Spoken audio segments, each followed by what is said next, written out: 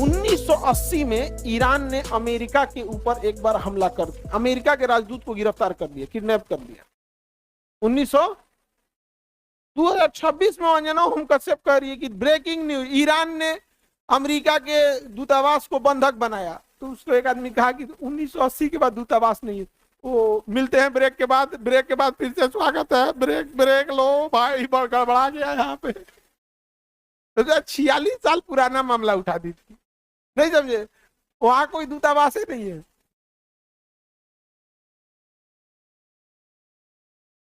हाँ हाँ, अगर किसी कोई कानून एलजीबीटी क्यू के लिए लाना है, एलजीबीटी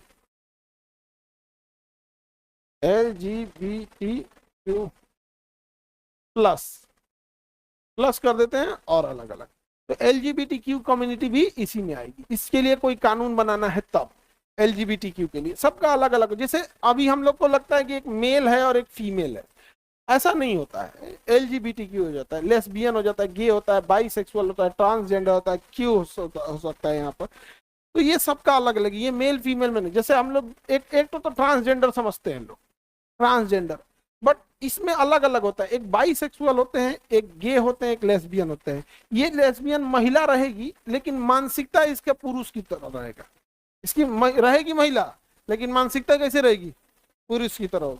जैसे पुरुष एक महिला को देख के आकर्षित हो जाता है ना, तो ये लेस्बियन महिला को देख के आकर्षित होगी, उसको पुरुष से देख के नहीं। तो ये एक मेंटल वो होता है, उसी तरह गे से होता है, वो होता है पुरुष लेकिन वो महिला को देख के आकर्षित नहीं होगा। उसका माइंड महिला की तरह है, शरीर है किसका, पुरुष का, माइंड कैसा रहेगा, महिला। तो अगर वो सेक्सुअली आकर्षित होगा तो किसी महिला के प्रति नहीं होगा, किसके हो जाएगा, पुरुष के। और बाइसेक्सुअल दोनों के प्रति आकर्षित हो सकता है। ये ब्रेन का एक डिसऑर्डर होता है, बट ये कोई पैदा हो गया उस तरह से तो उसमें उसकी क्या गलती है। तो उसके लिए इंडिया में कोई कानून नहीं है, और अमेरिका में ये कानून आने वाला था क्योंकि वो सब एडवांस लेवल के हैं, वो सब तो उगारे घूमता है, वो सब के तो अलग लेवल है। यहाँ पर ट्रम्पा आया तो करा कि ये सब कुछ नहीं, खाली मेल फीमेल। ट्रम्पा तो पूरा पागल है, नहीं समझे, इतने बेशरम होते हैं सब।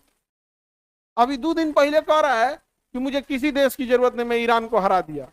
अभी कह रहा है कि ईरान के घेरने सब लोग आओ, सब लोग। अरे भैया, ईरान अकेले नहीं है, उसके पीछे चाइना और रसिया खड़े हैं। ईरान अकेले थोड़े लड़ रहा है, पीछे से कौन बैकअप सपोर्ट दे रहा है, रसिया और चाइना दे रहा है। हम लोग यहाँ दही चूड़ा खा रहे हैं। सर, ईरान से भारत के लिए तो सब बराबर है भैया। हमारे लिए किसी से टेक्नोलॉजी लेते हैं, किसी से कुछ लेते हैं, इसलिए जरूरी रहता है। लेकिन दुनिया में लड़ाई होते रहेगा ना तो लोग हम लोग से पूछने आएंगे, नहीं समझे। अगर ईरान खत्म हो गया तो एशिया में फिर अमेरिका किसी से कुछ पूछने नहीं आएगा। अभी हम लोग का थोड़ा भाव लेते रहता है कि देखो ऐसे